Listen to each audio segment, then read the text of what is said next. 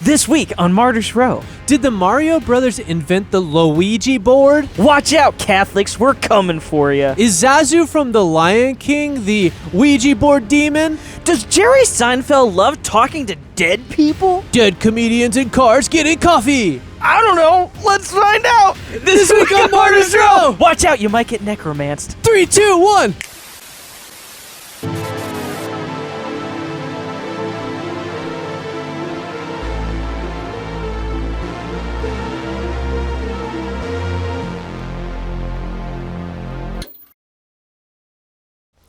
Saint Lawrence, deacon of the Church at Rome, faithfully served under Pope Sixtus II in the persecution of Valerian, when his bishop was led away to martyrdom. Lawrence desired to follow him, but Sixtus bade him remain a little while, saying that a greater trial awaited him. Being afterward commanded to surrender the treasures of the church, Lawrence gathered together the poor, the widows, and the afflicted, presenting them before the prefect, and declaring, "Behold, the treasures of the church." For this bold confession he was condemned to a slow death upon an iron grate over burning coals. Yet in the midst of his torment he failed not in courage, but, as the ancient tradition saith, declared with holy cheer, "Turn me over, for I am done on this side." Thus this faithful deacon, rich in mercy and steadfast in suffering, showed that the true wealth of Christ's church is found not in gold, but in the saints and the poor. Anno Domini 258.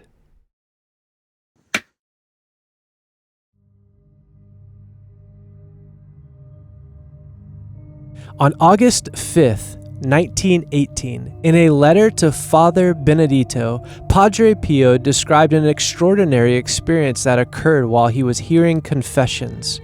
It happened while I was hearing the boys' confessions on the evening of August the 5th. Suddenly I was seized by an intense recollection and was overcome by a great terror at the sight of a heavenly person who appeared before my mind's eye. In his hand he held a kind of long spear with a very sharp point, and the point seemed to be made of fire. At once he hurled it with great force into my soul. I cried out with difficulty because I felt I was dying. I told the boys to leave because I no longer had the strength to continue. This agony continued without interruption until the morning of August 7th, 2 days later. I cannot describe the suffering I endured during those days.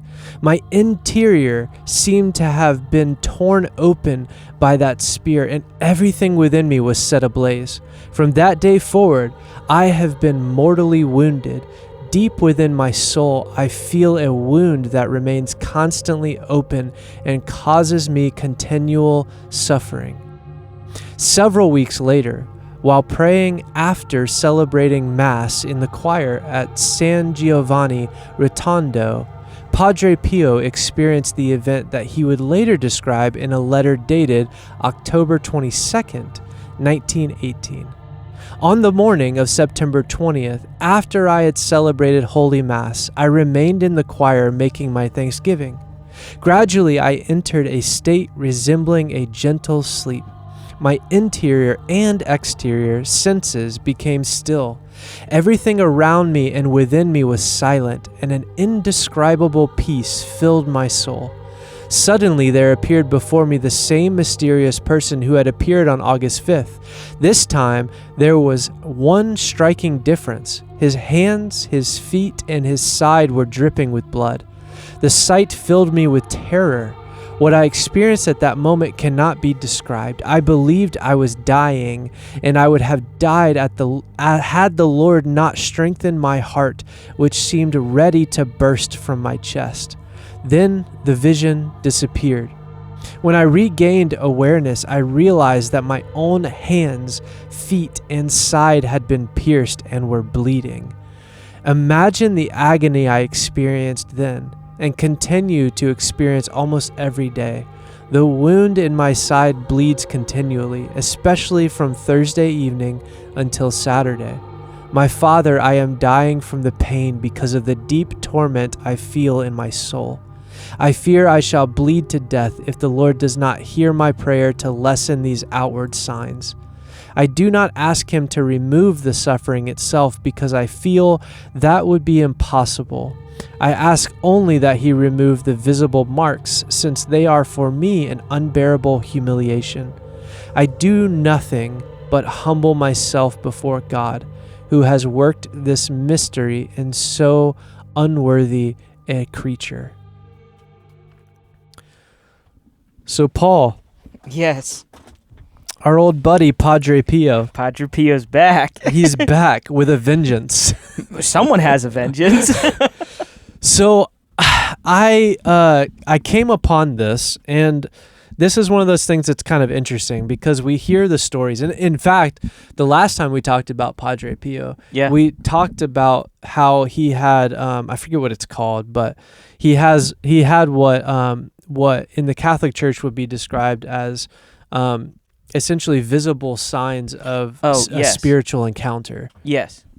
Right? So it was said that he, particularly from Thursday to Saturday and in these holy times, would actually start bleeding from his hands, the palms of his hands, and from his side, as if he had taken on the wounds of Jesus on the cross. Right. Yes. And we had talked about that. Yes. But if you go back and look at what we just read, which is his actual written account in 1918, it sounds much different than that story. It sounds wildly different than that story. Yes. And it goes to this whole element of he is hearing the confessions of the boys that are in this convent, and as he's hearing those confessions, in other words, taking on the sin of someone else, he then has a perceived vision or a visitation, which is interesting how closely related those two words are.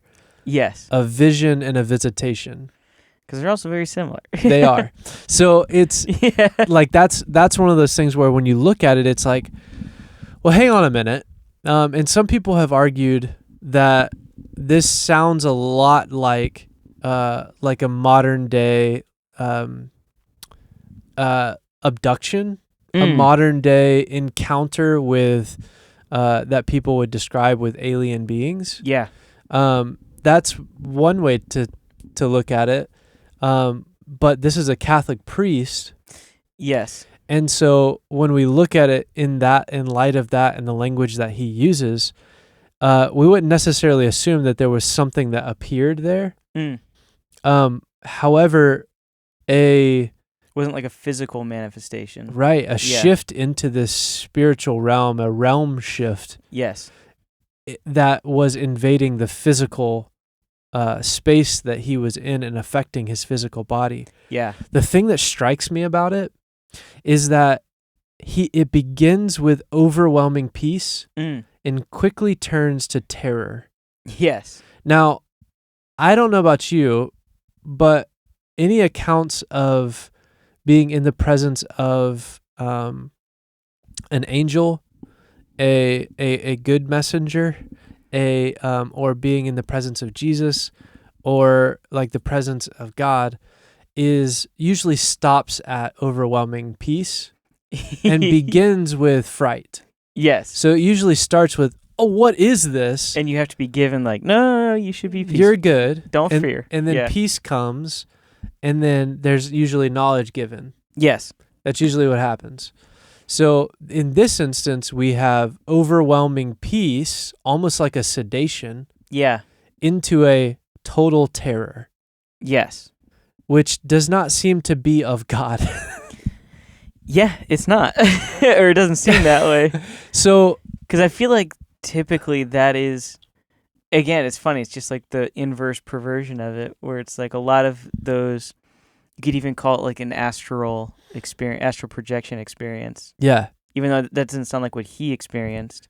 But it was somewhat out of the body. But it was somewhat in like the astral plane. Yeah. And it's like, yeah, I feel like a lot of times when the stories I've seen is like it starts off very nice, Right. as sin often does, Yes. and then it turns frighteningly horrible Yeah. very quickly. Exactly. And so as we look at that, and as I read through that, I was like, that pops up in my mind. The other thing is there was a fiery spear that was thrown directly into his soul and Yes. caused him physical pain for multiple days. Yeah, he said 2 days. Yeah. Yeah. And then it just became something that was regularly there. So then in the moment when he actually receives what everybody would know him for, which are the signs of, it turns out that was an extension of this first vision, Yes. and the same thing appeared. He doesn't say what it was, Right. but he does say it was like a person, Yeah. but he doesn't say it was Jesus. Right. And he essentially, every time when he's encountering this being, he's in total terror, Right. and it's tormenting his soul. Yes. He even says, I don't even feel like I can ask the Lord to remove this from me. I simply ask that he removes the visible signs of what's happening in my soul. Yeah. Which is a little bit like, okay, but like you might need to have your soul healed. Right. But he's also a good Catholic, so What does that mean? they love suffering. Fair. But it makes me think of Ephesians chapter 6. Ephesians chapter 6 talks about putting on the whole armor of God. Yeah. But Ephesians 6:16 says, in all circumstances, take up the shield of faith, with which you can extinguish all the flaming darts of the evil one. The flaming darts of the evil one. It's a little on the nose, isn't it? Yeah. It's like, wait, so there was a flaming spear that went into your soul. Yeah. And Paul says in Ephesians 6, Wow. take up the shield of faith, that you might be able to extinguish any fiery dart of the enemy. Wow. So how are we supposed to read Padre Pio's account and not say that's a fiery dart of the enemy? That's exactly what it sounds like. I mean, I don't know how it would be anything else. Yeah. And I'm certainly not going to try and ask Padre Pio. No. But you can't. Fair. But But you can still see him. He's on display. Yeah, that's weird. Yeah, I do want to go see it one day, but yeah, fair. Morbid curiosity. Understandable. But isn't that crazy though? It's one of those, we've talked about this before, and it's amazing how many things are so on the nose. Yeah. Well, it's even when Paul says, do not trust any other gospel, whether it's from me or somebody else or even an angel of light. Yes. And yet we have multiple religions that have been founded, and it starts off with they were visited by an angel of light. Yeah. And it gave them a new gospel. Right. It's like, how is Paul so on the nose on that? It's almost too clean. Yeah, like somehow everything is actually in the Bible. Yeah. Yeah. And sometimes it's just that obvious. Yeah. And it's also like, of course, like if you're taking confession as a priest and there's just this confession, there's just this rolling sin and all the things that people have exposed themselves to in the spiritual space is just being dumped upon you. Yeah. It's like if you haven't taken up the shield of faith, then the enemy is going to thrust a fiery dart or spear through your soul. Yeah. Like I don't know how else to say that that's what happened. I mean, this is exactly what it sounds like. It's got to be. Yeah. So, dear friends, take up the shield of faith and maybe stop listening to so many confessions. Or definitely take up the shield of faith. Yeah, do that first. Yeah. So, and I would say just bring it up with the big man. Double check on Padre Pio. We still love you, man. Yeah, he's still one of my favorites. Yeah. Well, I hope I don't know what to say from there. I mean, what do we do? Padre Pio? This one's for you, Padre Pio. There you go. 3, 2, 1. Found an old board in my grandpa's shed, covered in dust where the spiders had spread. But he laughed, said, man, let's give it a spin. It's just a game, ain't no harm in it.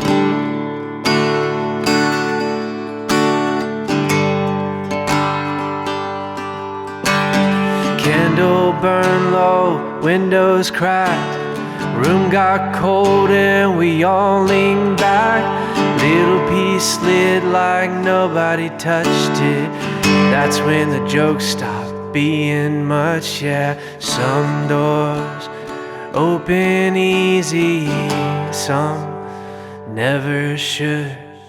Don't knock if you don't want an answer. Don't call if you don't know the name.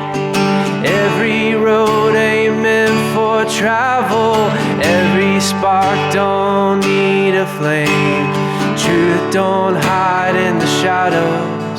It stands in the light all day. Don't knock if you don't want an answer. Some things should just stay away.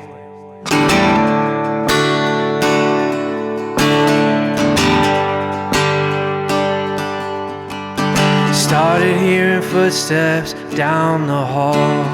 Nothing there but the pictures on the wall. Mama said, son, you don't play with fire. The devil don't show up dressed like a liar.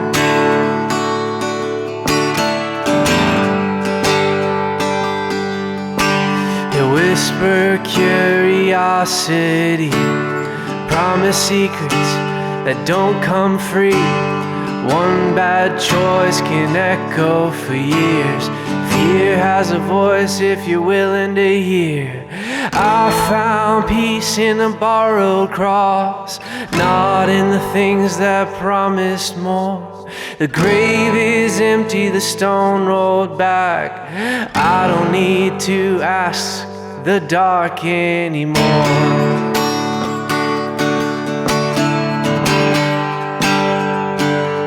The dark anymore.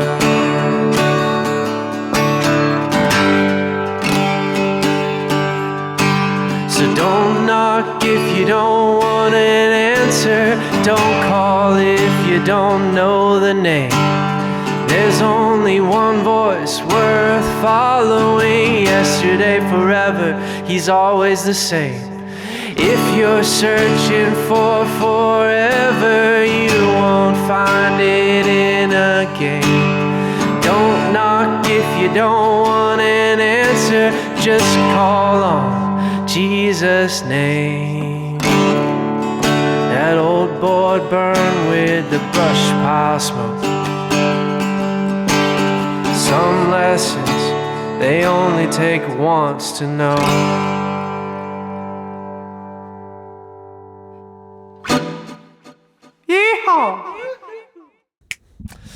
So, Paul, Yes, that's my name. I have a question for you. Okay, sweet. What's the deal with Ouija boards?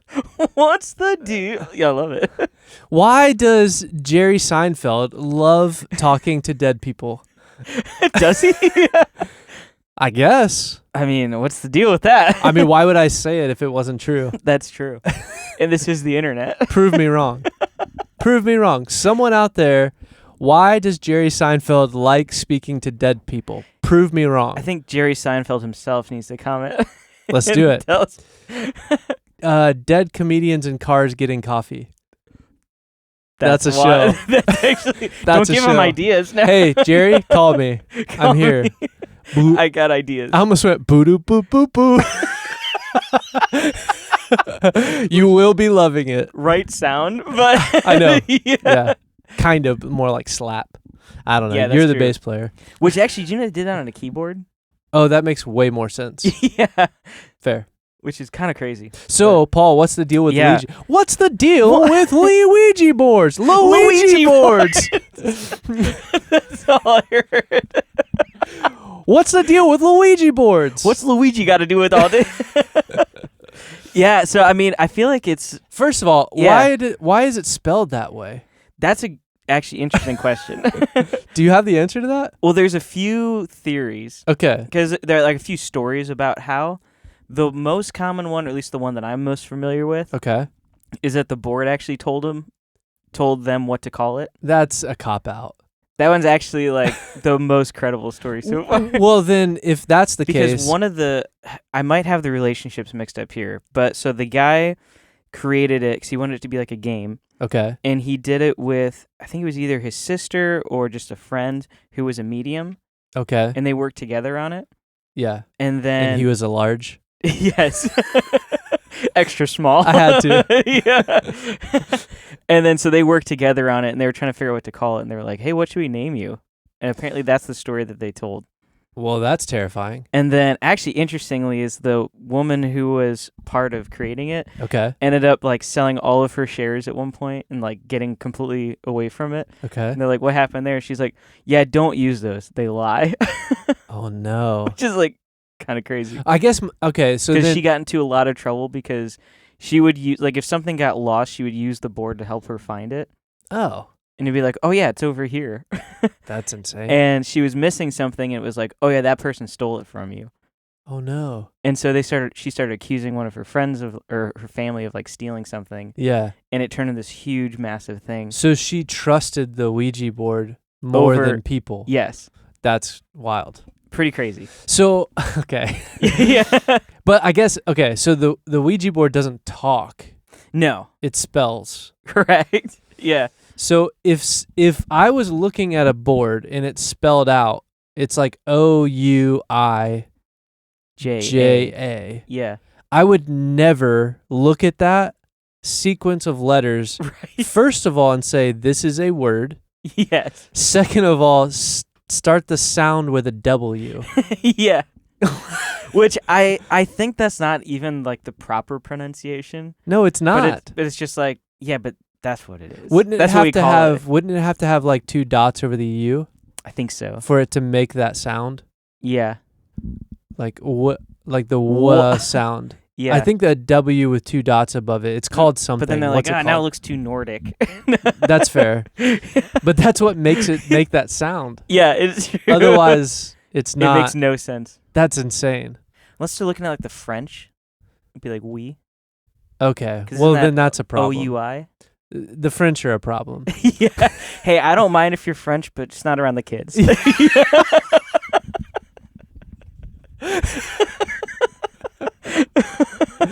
So, who invented this thing and what is it? So I actually don't remember the guy's name who invented it. Luigi. Luigi. Okay. Yeah, Mr. Luigi. Who invented the Ouija board? Luigi. How would I can't even say that. Luigi. Ouija.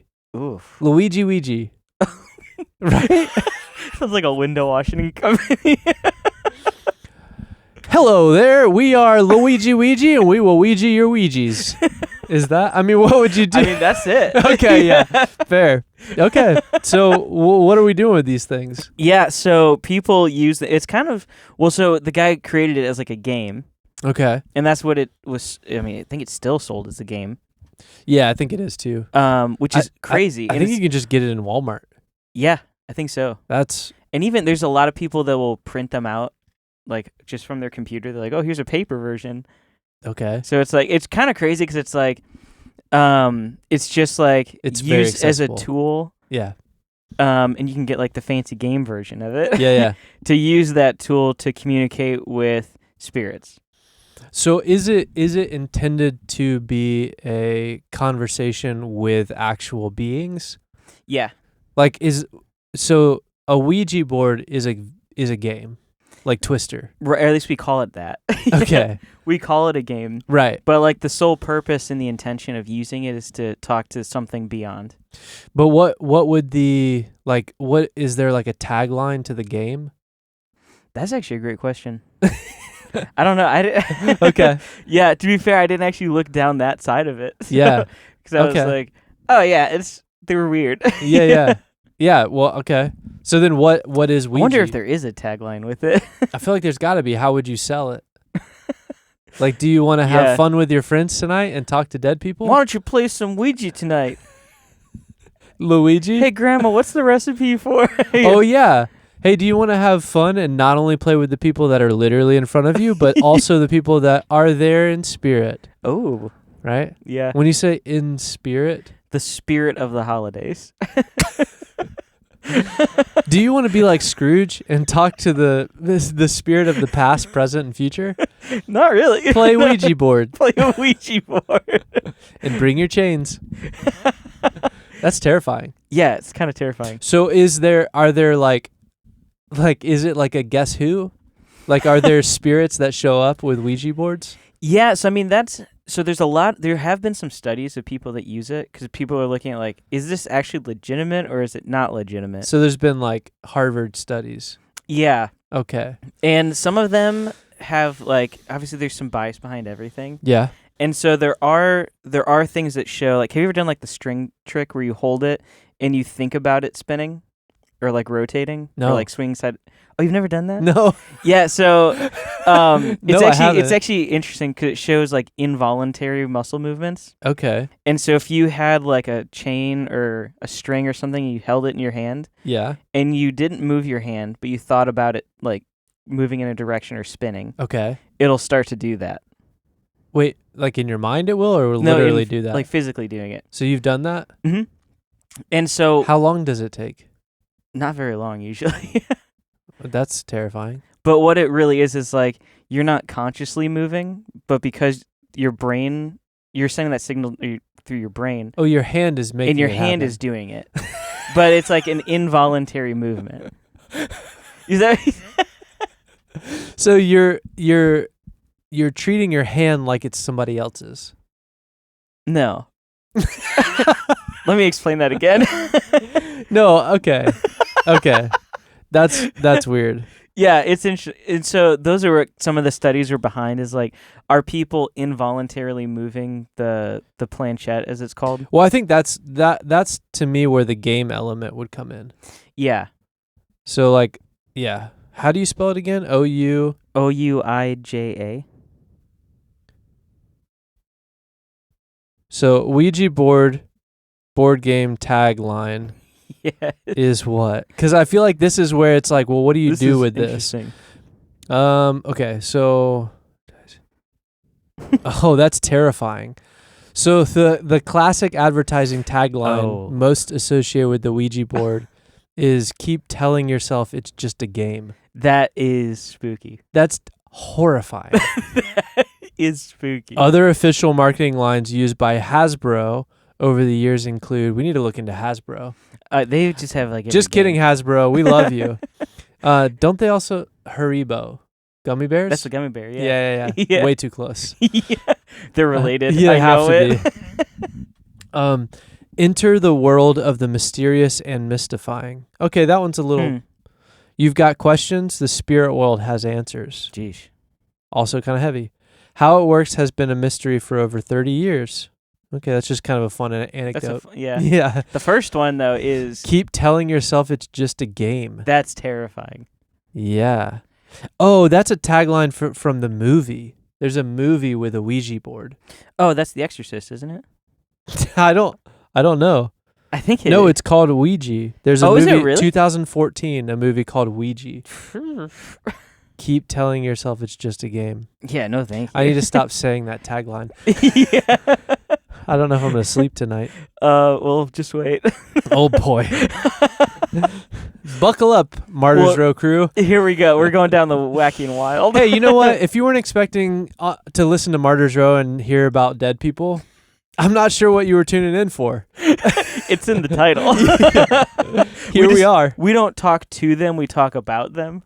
Yeah. Okay.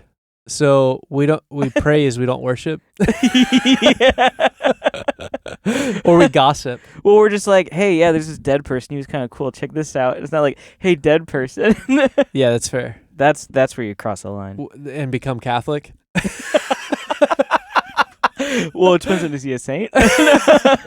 That's fair. Yeah. To all our Catholic brothers and sisters. Peace to you. Peace be with you. I can't remember which direction it is. And also but- with you. Yeah. Peace be with you and also with you. That would be a fun way to talk to somebody. That would be, yeah. Oh, hey, bud. Hey, peace be with you and also with you. It's like, wait, what? Hey, bud, and also with you, bud. Nice to see you and nice to see you. So, are you okay? Get away from me. All right, Ouija boards. Yeah, the Luigi boards. Yeah, so like there have been those studies that will be like, oh yeah, there can be a level of like involuntary movements. Okay. But then there are other like crazy stories where people talk about, which as far as I know hasn't ever been observed in any of those studies Yeah. that I've seen. But a lot of witnesses that talk about it moving on its own. Okay. Or other times where they're like, oh, I'm trying to end the session. Yeah. And they're unable to move the planchette to the goodbye to close out. Okay, and what did you call it? The planchette. That's the piece that you move around. Planchette? Planchette. Planchette. Is Yeah. that also French? No, I think that comes from like a Chinese word. Okay. Because it's like this style of like communication is pretty old, Okay. but then it didn't actually become like a Ouija board until whenever that game was invented. Okay. But I think even the word came about in like the 1800s was like the first usage of it. Okay, so so it's an ancient practice that showed itself in a video not a video game, but a video game version would be terrifying. No, thank you. There's got to be an app for it though. There probably is. Which that's interesting. I'm not going to look that up. No, thank you. I don't want to find out. You can if you want. We don't recommend it though. Highly do not recommend. Viewer discretion advised. Yes. Okay, so but yeah, so like there's the pieces of it. So for those that don't know, so it's a board with the alphabet on it. okay. And then you have the words yes and no. Okay. And then I think there's a word that says goodbye. I think that's all there is. And it's just to like end it. Yeah. Okay. And so the way that people are supposed to do it Yeah. is like you sit down and you have to call out to be like, okay, like here we are, we're allowing the spirits to come and talk to us. Oh no. And you're like starting the session. Okay. And then you start asking questions. Yeah. And then if it starts to move, that means you're in communication with the spirit. Okay. Terrifying. Well, I wonder. And then the other side of that is like, because there are rules and warnings to be like, oh, if this happens, you should get out. Oh, really? Or if this happens, you should just like, don't touch it ever again. Really? Yeah. That's and like interesting. warnings. And then it's like, okay, when you're done, and this is from what I've heard, a lot of people don't do this usually because they get spooked. Okay. Is like, oh, you have to close this session, or you're giving them authority to keep attaching to you. Yes. And so that's where the whole like you have got to like say like, oh, all right, we're out of here. You're Yeah. not allowed to follow us anymore. Close the door. Yeah. Yeah, That's okay. which I think is kind of like not doing that much. That shouldn't really be in like at Walmart. No. Yeah, that's a little. And then there are scary. rules where it's like, okay, and if it's becoming a real problem for you, then you should like cut it into 7 pieces and burn it. Oh. Which there have been stories about that even, Okay. where there's like a group of people that one of the guys was not a believer in it, Yeah. but the other friends are like, oh yeah, let's try this out. Yeah. And so they do it, and then the other guy's like, yeah, you guys are making this up. And the board spelled out like, I hate that guy. Oh no. And they're like, what? And then so they're trying to convince this guy that they're actually talking to a spirit. Okay. And it starts like, it dropped like a stop sign on his head because they had like a sign like in their house, in their apartment. Yeah. And it just fell off the wall and knocked the guy in the head. No. And they're like, what? And then they're like, okay, he doesn't believe. And then still. And he's like, okay, I'm going to make him vomit now. What? And the guy just started involuntarily throwing No. up. Yeah. And then he's like, I still don't believe it. And they're like, okay, the board's like, I'm going to make him go to sleep. What? And the guy just passed out immediately. That's crazy. And then so they're like, this is weird. Well, a lot of things happened after that because then the board was like, I'm going to kill you, Oh wow. which is not uncommon. Not uncommon. No, at least in some of like the people that are regularly using it. Yeah. So it got wild. And then these people kind of just tried to ignore it for a long time. Okay. and stuff started happening in their just regular life, Yeah. and they were having horrible dreams and like seeing shadows in their house. Yikes. And so the guy finally went to one of the guys was Catholic. He finally went to the nun. Okay. And she's like, the nun. okay, first off, you got to go do confession. Yeah. And then second of all, you've got to destroy that thing. So she was like, this is what you do. Well, they went to burn it, and they were like, it wouldn't burn. What? They're like, we're dumping gasoline on this thing. We've got all these logs. Everything around it is burning. But And it wouldn't burn. That's wild. And it wasn't until they finally like repented to the Lord that it burned up. That's crazy. It was weird. Yeah. And that's like not like a one-off story. Yeah, yeah. Stuff like that happened. There's thousands of stories like that. That's crazy. Yeah. Well, that's terrifying. It's horrifying. Yeah.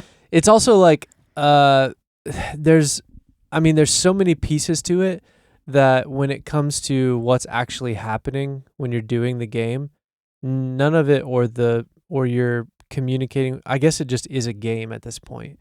Yeah. Like no one, you're not really like, you're either buying the game or you're playing a game. Yeah. But at the same time, it's like no part of it is not an ancient ritual of speaking to spirits. Right. So like, why are we doing that? It's crazy. Yeah. And I don't know if this has changed. I'm hoping it's changed. Okay. And I don't know if this was similar to you in your experience growing up, but it was like when you're in those like young teen years, Okay. it is something that people just talked about. So personally, I've never done it, and I don't ever want to. Yeah. But there were friends of mine like, oh yeah, we're going to play Ouija tonight. I'm like, heck no. Yeah. It was just kind of yeah. like a spooky fun, like let's freak each other out. You Sure. know, like the Bloody Mary thing? Yes, I do. It's like that people treated it, at least the group of people that I was around growing up, some of them. Midwest kids. Yeah, from Ohio. There's a lot of weird stuff in Ohio. Fair. Yeah. It was one of those like, oh, let's spook ourselves and do this thing. None of us ever thinking like this is real. It's just like, let's scare each other. Yeah. But you're not really scaring each other. No. Because that's always the intent, I guess, right? Is when you're playing Yeah. a Ouija board, it's like we can make it say some weird stuff and then we freak each other out. But then the story's like, well, but it's not really us making the messages. Yes. So that's not cool. I don't like this. No. And like even with that, there have been people that like there's a guy who's like, oh, I'm going to prove to my friends that this is real. Yeah. And so he would go into another room and write down something on a piece of paper. Okay. And then they would ask the Ouija board what it said, what he wrote down. Oh, jeez. And it would say it every time perfectly. That's crazy. It's weird. Yeah. It is weird because nothing about it is not like necromancy. Right. Like it's all divination. It's literally what it is. Yes. And like the thing is like I actually never had anybody be like, "Hey, you want to like play around with a Ouija board?" That's good. Yeah. That never happened to me. I really needed new friends growing up. Well, you have them now. Yeah, that's true. You got rid of in those. the past. Yeah. So do you want to like what is breaking this down? What does this actually look like? So like the spiritual process of this. Yeah. And I think, well, so I'll try to answer it this way, which may be like a little bit of a sidestep, but Okay. tell me if I'm way off answering your question. Okay, no. So with all the stories that there are in reports of people doing this and their experience from it, one of the most common seen things, and unfortunately there's no like, these are all verified stories, these are unverified stories. Sure, yeah. But of the stories, Yeah. one of the most common things to see in there is one particular figure who ends up communicating to the users. Oh, okay. And this might be a familiar name to some people. So it says what its name is? Yeah, because they'll ask them. They'll ask it, like, what's your name? Okay. And then it'll spell its name out. Oh, and that's like it's a common name. Yeah. Well, this is not a common name. Okay. But so, like, for example, if they were like, oh, we're talking to a spirit, because we're like, is there a spirit present? And then it'll move to yes. Okay. And it's like, oh, cool, there is one here. Yeah. Like, oh, what's your name? and then it'll spell its name on, like, okay, so and so, like, how old are you? That's Like, where are you from? And it'll be like that kind of a conversation. okay. Yeah. But then oftentimes that's usually how it starts. Yeah. But then all of a sudden it's like people have reported like, oh, it's almost like the planchette became more aggressive and moved differently. So it felt like we were talking to a different spirit. Oh. Then how it originally started. Yeah. Okay. So like originally, like it might have been slower and kind of like just moving. Then all of a sudden it was like, oh, that's crazy. yeah, and almost like ripping their hands as it moved. Okay. So what's the common?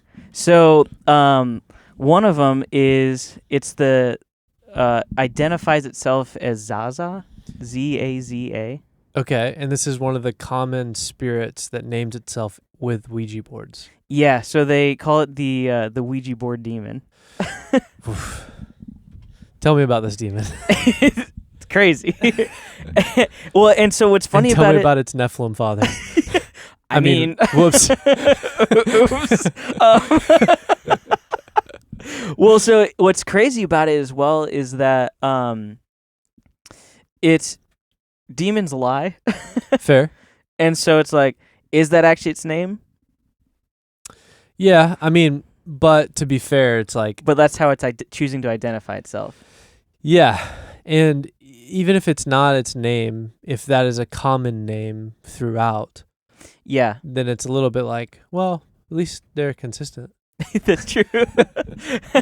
Yeah, and there are several variations of that, which we'll get into, but I wanted to start with that specific one. Okay. To kind of open up this side of it a little bit and the spiritual side of it. Yeah. Because when I first saw that name, I was like, oh, this actually is interesting. Yeah. Because one specific thing came to mind when I saw it. Okay. Especially when you hear about like what it does.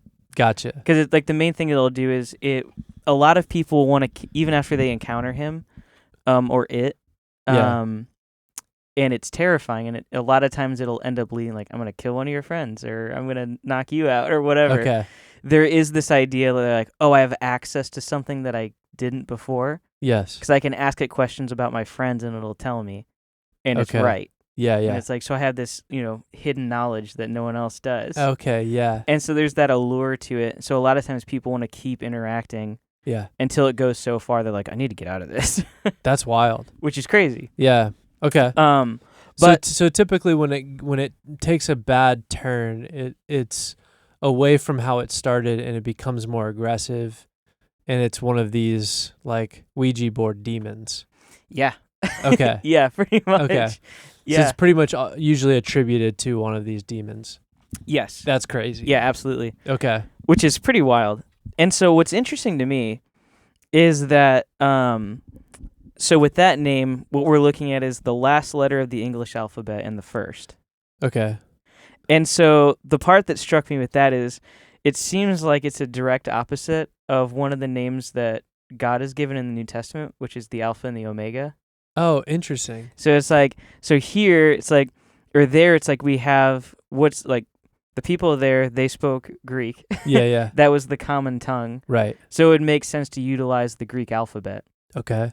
So saying that he's the Alpha, he's the first and the last. Right.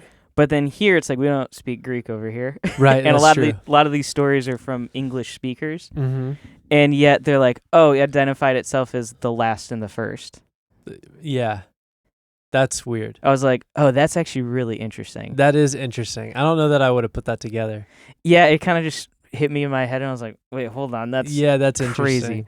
But so here's the thing that I left out when I first started this. Okay. Which it was one of those at first I was like, oh, this might throw a wrench in it. Okay. In my little hypothesis here. No. But actually, I think it opened up something else that was really interesting. Yeah. And this, of course, is my, red yarn theory. Okay. Yeah. Of like, let's connect some weird dots. Let's connect the dots. Yeah. And so the most common name, which is, they're all believed to just be variations. Okay. So, because there's like some very interesting, so they kind of look at the behaviors of the spirit that identifies itself in these ways. Okay. And it's typically Z names. Yes. So like one of them would be like Zomo. Okay. The weirdest one is Mama.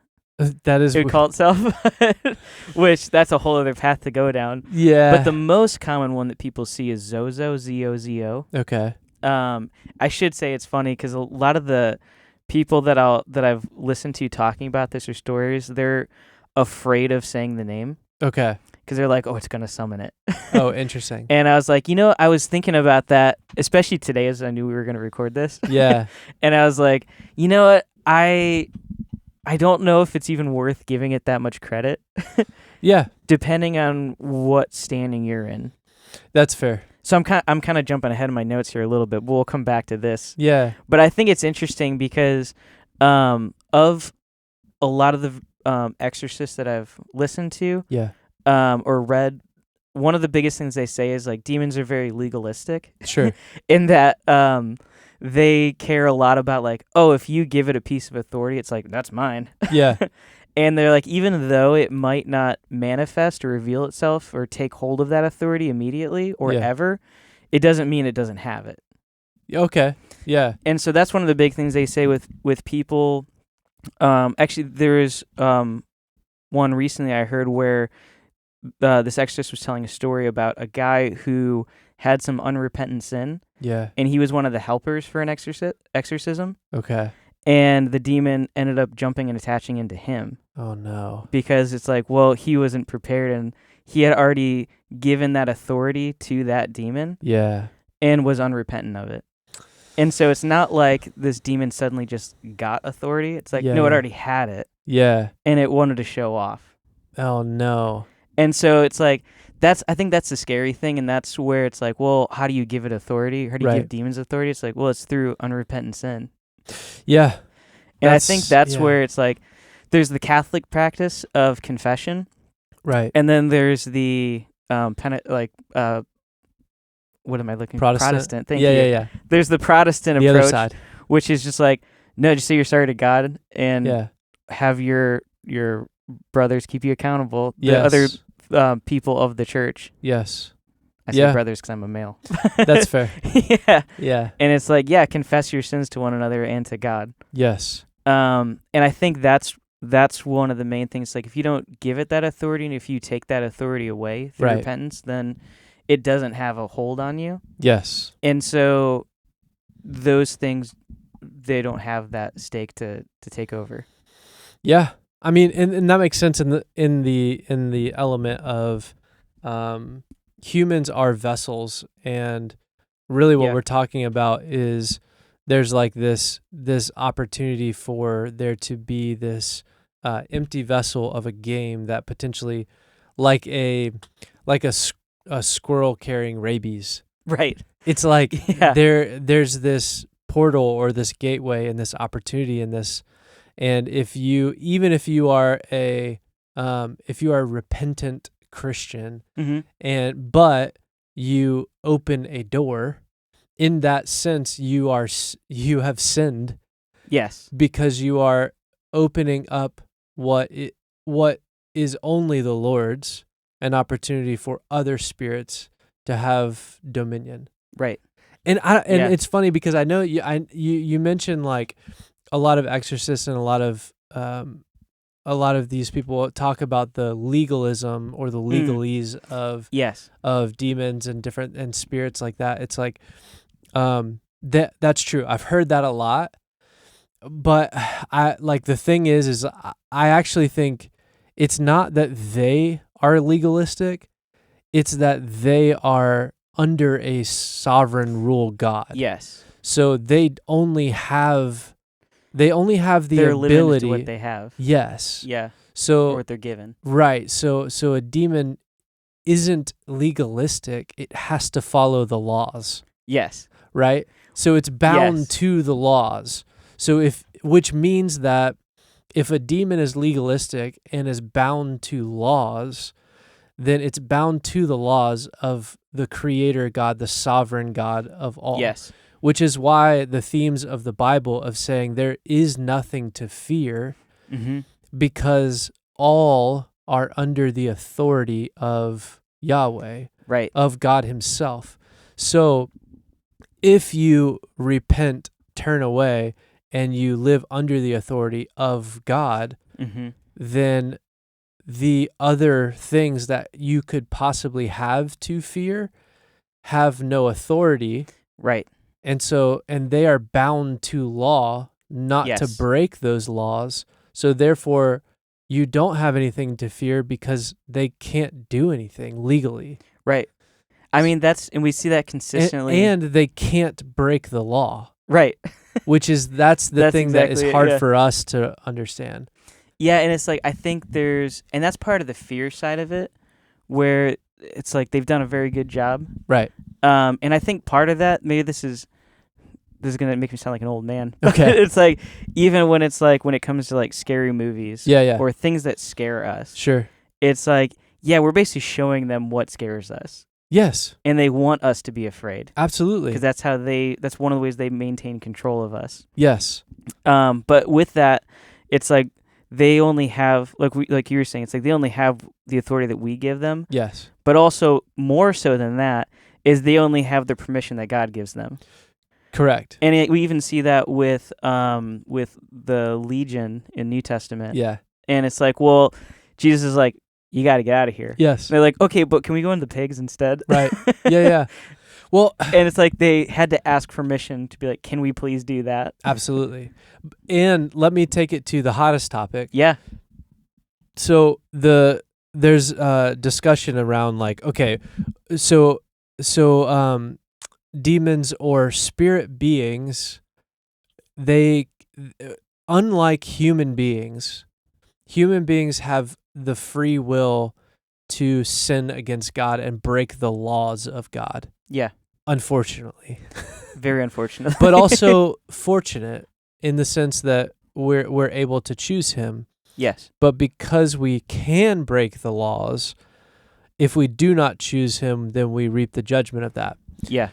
Spiritual beings cannot break the laws. Right. Now that gets confusing because you go like, well, what do you mean they can't break the laws? Because if there are spirit beings that have fallen away from God and lost favor with God, doesn't that mean that they broke the law?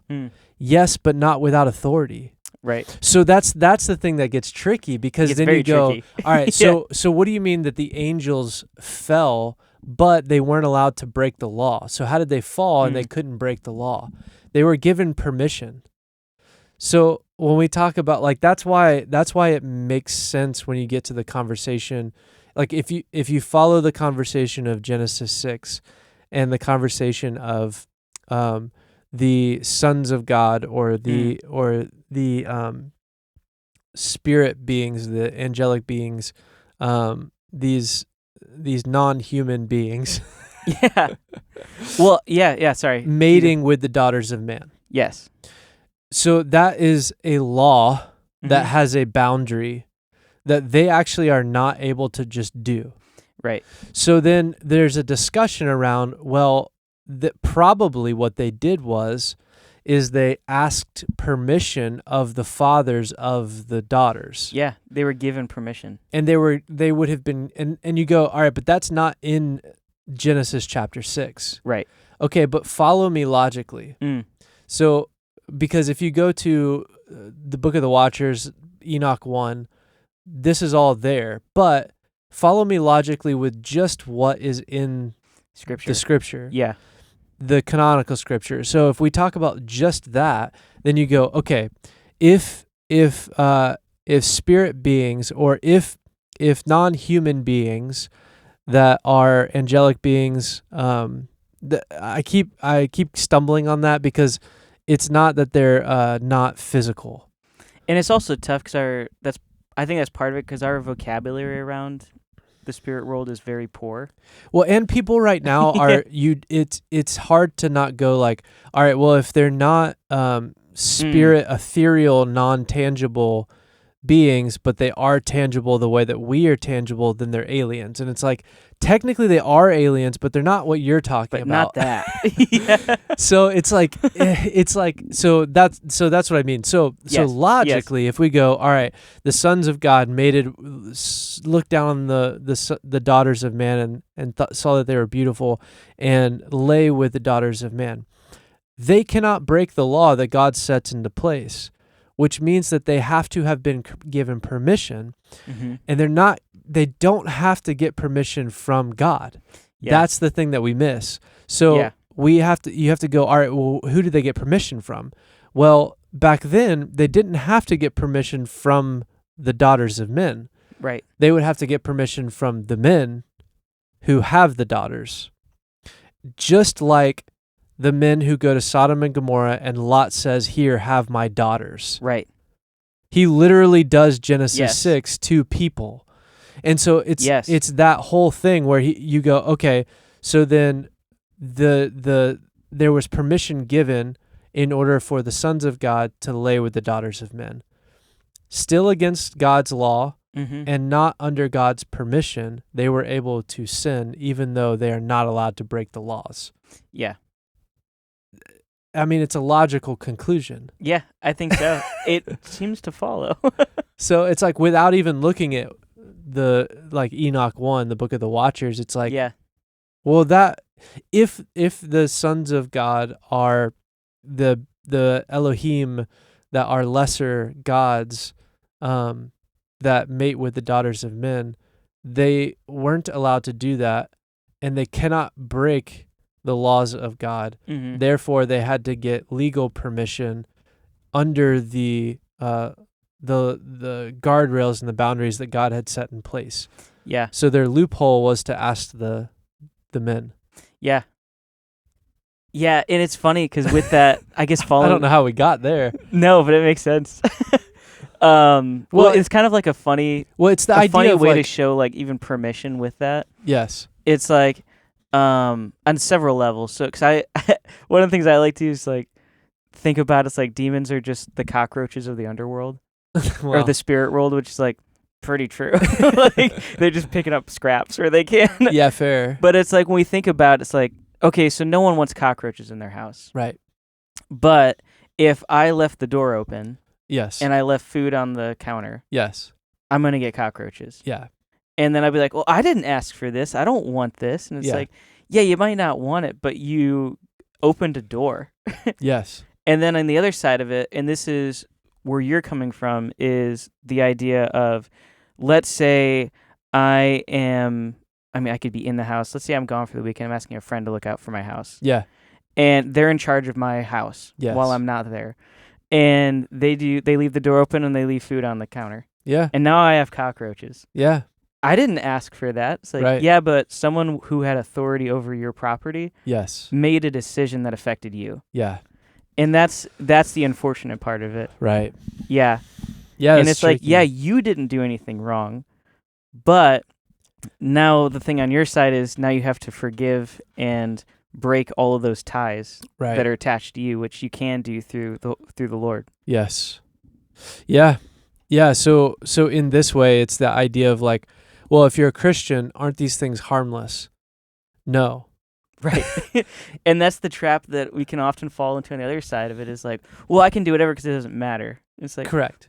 well, no, that's not how that works. Well, it's like if you don't walk into Yeah. a fire, you can't get burned. Right. But if you do walk into a fire, you will burn. Yes. So it's like, okay, but when I'm not in the fire, I'm not burning.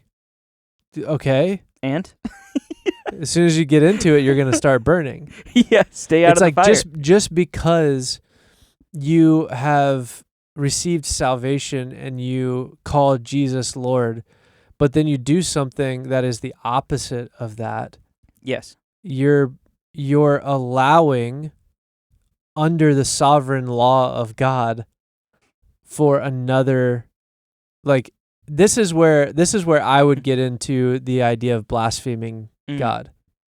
Like blaspheming the name of God would be I think that there's an element to that where it is opening the door to other spirits to take ownership of what is rightly the Lord's.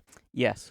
So like that's how I see that. Like when you Yeah. blaspheme the name of God, it's not or you take the Lord's name in vain. Mm. It's not a curse word. No, because actually, interestingly, that's something that's never been recorded a demon actually doing. which is Fair. using the Lord's name in vain. They probably can't. They'll swear Yeah. and they'll curse, Yeah. but they'll never blaspheme God's name. That's interesting. Yeah. So we're the only ones that can do that. Yeah. And we get a little casual with it sometimes. That's true. Well, I would say anytime it's done. Yeah. Yes. But my point in that is like, yes, that it's not necessarily what you're saying, and like if you're saying that, it's not harmless, but it's an outward expression of the condition of the heart. Yes. And so it's that element of like, cursing is not necessarily. It's like it depends on where your heart's at on that. But when you're specifically, using a crude or like a swear word, yes, quote unquote, isn't necessarily like inherently a bad thing. Right.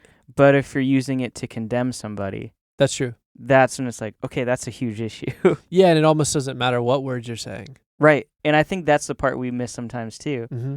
It's like if your words are meant to put ill on somebody, yes, that's cursing them. It is. Yeah. Quite literally, actually. Yes. Yes. Yeah, you're putting a curse on them. Yeah, absolutely. Yeah, which you're practicing divination at that point. Yes, get away from that. Which that is an element of like you have to be careful who prays for you. Yes. You have to put on the armor of God, as Paul talks about in Ephesians, because there can be things that come at you from other people. Yes. So like it could be that like you haven't left your door open, but someone's trying to open your door without you knowing. Yeah. That could also be happening. Yeah, 100%. And that's where it's like you have to have the armor on. And so this is a scenario, this is a game that like nullifies all of that. Right. You're just going, hey, let's open all the doors and all the windows to your soul. Come on in. Yeah. Yeah. Which is horrifying. And also like makes me think about confession in a different way a little bit too. Because like what condition are and what protections by God would a priest have if he's constantly getting hit with all this stuff? Yeah. He would need a lot of it's almost like a lot of prayer. He would almost need to repent the repented. Which priests also take confession. Right. Yeah. They're supposed to. Yes, they are supposed to. Yeah. That's fair. That's fair. But yeah, so I want to quickly hit this just because I think it's fun. Yeah, yeah. And because I opened it up and I was like, I feel like I got to tie it down. Yeah, yeah. No, Let's especially tie it after we went through all of like the meat of it. Of right. Like, this is bad. Here's why. Yeah. Fair. And so I opened up the more common variant of the name. Okay. Of the Ouija board demon. Yeah. Is spelled Z-O-Z-O. Yeah. And so for me, I was kind of like, oh, well, what do I do with that? Yeah. And so it got a little bit weird. I went down, like I said, it was my red yarn theory. Yeah. But I don't think it's that far down, but here we go anyway. Okay. So it's kind of fun. Where do I start? So Z-O-Z-O. Yes. So the letter O. Okay. I love when it starts this way. The letter O is the 15th letter in the English alphabet. Okay. And so I was like, all right, so is there anything significant about that number within ancient Hebrew? And like, okay. I was like, let's just see what happens. Yeah.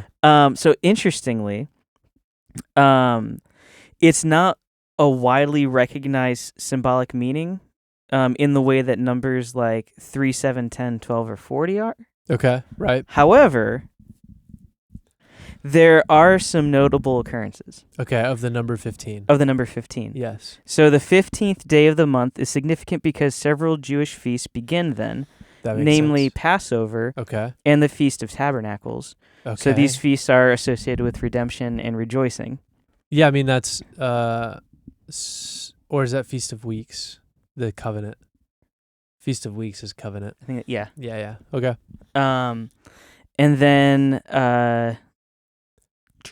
there are, sorry to read my notes today for some reason. Yeah. There are 5 songs of ascents in the Psalms. So it'd be Yes. Psalms 120 through 134. Mm-hmm. And so, but there's no real insight into why exactly there are 15. Okay. But it's like, but also the idea of a sense is like, that's kind of interesting. Yeah. But then also Hezekiah was granted 15 additional years of life, which we see in 2 Kings 26 and Interesting. Isaiah 38:5. But the most interesting one to me, Okay. which is where we lead down to, Yeah. is that in ancient Hebrew, 15 is written as Tet Vav. Okay. Remember, I'm a non-ancient, non-Jew. Yeah. Instead of the expected form Yad He. Okay. So the reason for this is that Yad He forms the first two letters of the divine name, which is the Tetragrammaton. Okay. And out of reverence, the scribes avoid writing the number 15 that way. Oh. So the number 15 in Hebrew was an indirect association to the first two letters of God's name. Interesting. Yeah. And so then I was like, oh, well, that's interesting. Yeah. So if the second letter, if we follow that association, Yeah. if that's the first two letters of the name, that's kind of like the A That's true. would have been. Yeah. So I was like, okay, well, that's interesting. So let's look at Z, number 26. And so this one isn't as clean as the first Okay. walkthrough. But the other thing that's interesting is that number is also associated with the Tetragrammaton, Okay. as that is the numeric value of Yahweh, the name Yahweh. Is 26. Yeah. Oh, that's interesting. And so this also sometimes appears symbolically in later Jewish writings, manuscripts, and architecture Okay. as a way of referring to God without writing the name itself. Okay. They'll write, 26, Interesting. since that's his numeric value. Yeah. So in a weird way, Yeah. the name ZOZO is like this weird inversion twist of Yahweh. Fair. Because it's the beginning two letters on the end and then the whole as the beginning. Yeah. That's weird. Which is really weird. So it's 2615, 2615. Yes. That's creepy. Which is creepy. Yeah. And so, like I said, it's like it's not as clean as ZAZA, but it's still like this weird. In some ways, it's even closer. You might be right. You know what I mean? Which in ZO is the most common variant that we see of the name. Yeah, I mean, that would be taking Yahweh's name and inverting it. Yes. So it's even closer than Alpha Omega. Yeah, that's actually very true. You know what I mean? Yeah. And so I found that very weird, and which is why it struck me even when I heard the ZAZA name. Yeah. Because I was like, this is just a clean and like, it seems like kind of a slap in the face of like, this is the Antichrist. Yeah. Or the spirit of that, where it's like, okay, yeah. And what it wants is the inverse of what Christ did. Yeah. Which is really what any demonic entity would want. Right. And that makes sense. That's okay. So, that's interesting. Yeah. So that was my little let's have fun with this theory.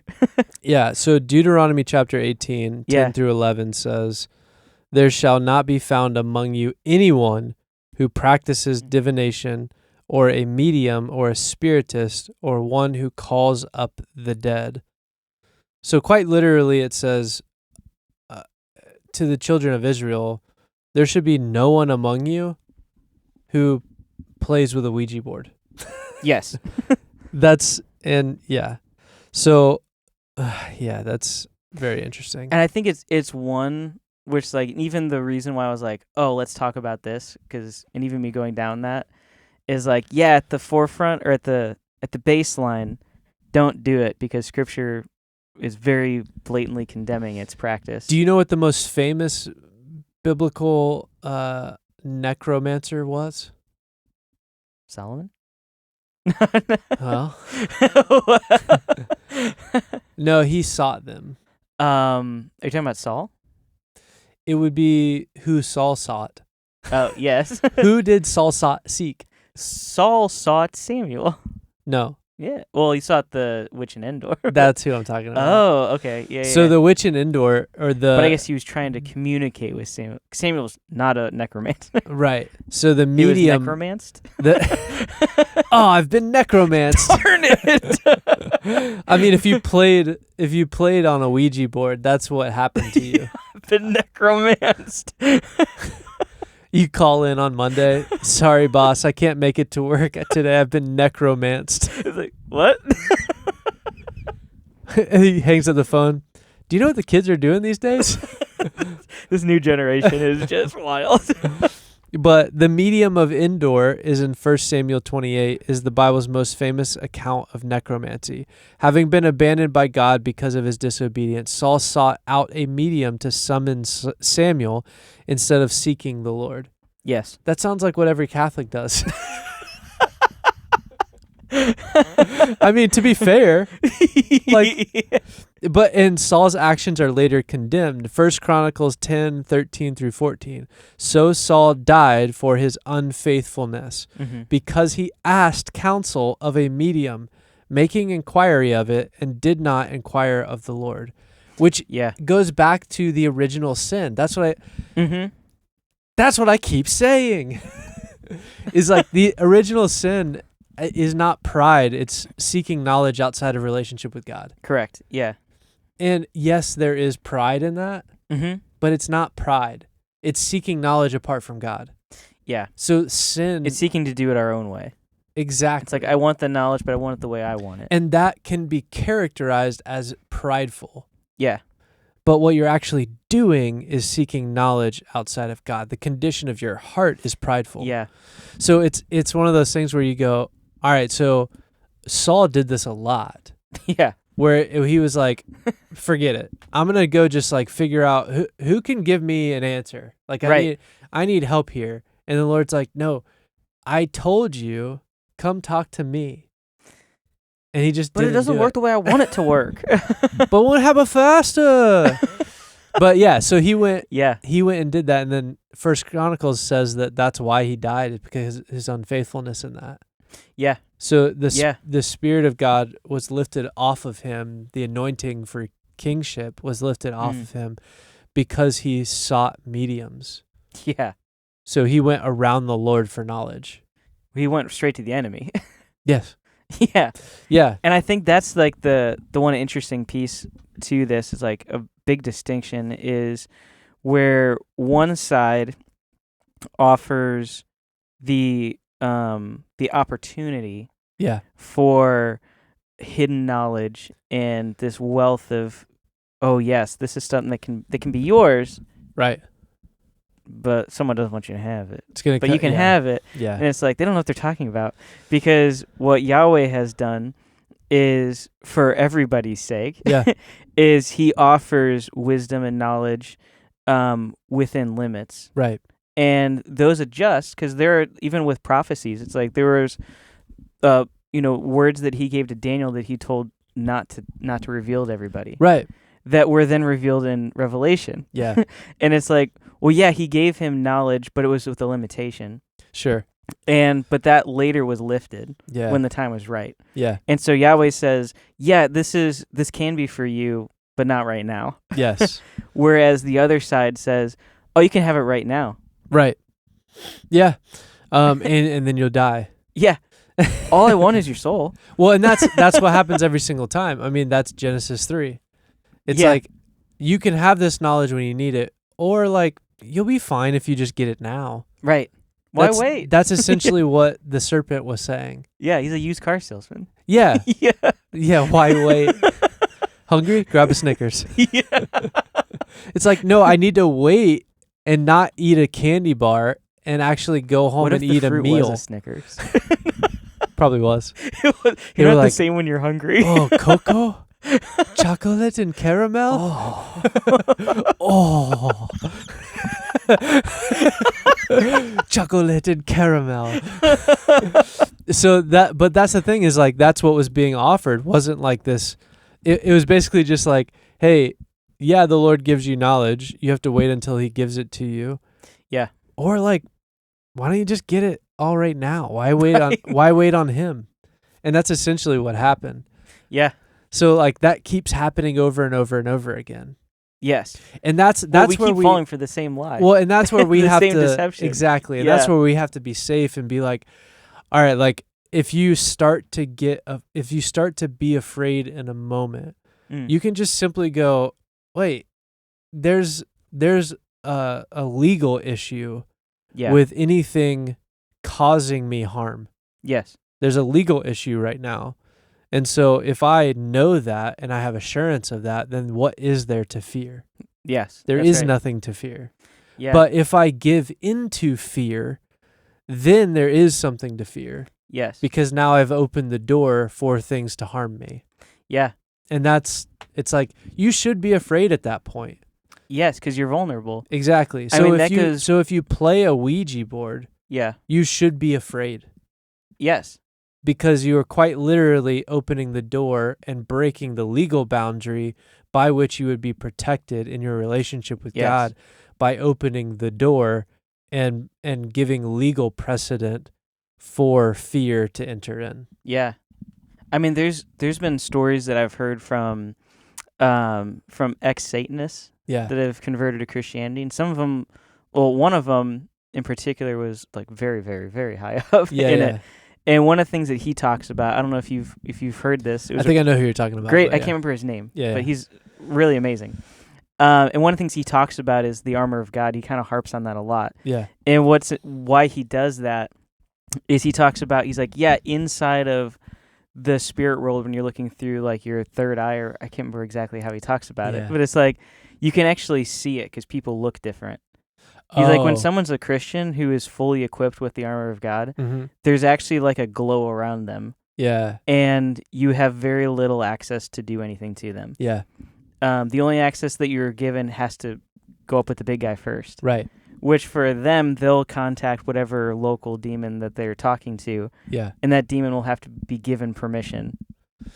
Yeah. That's wild. Yeah, and there's been so many stories of like, oh yeah, I wanted to do harm to this guy and I physically could not touch him. Yeah.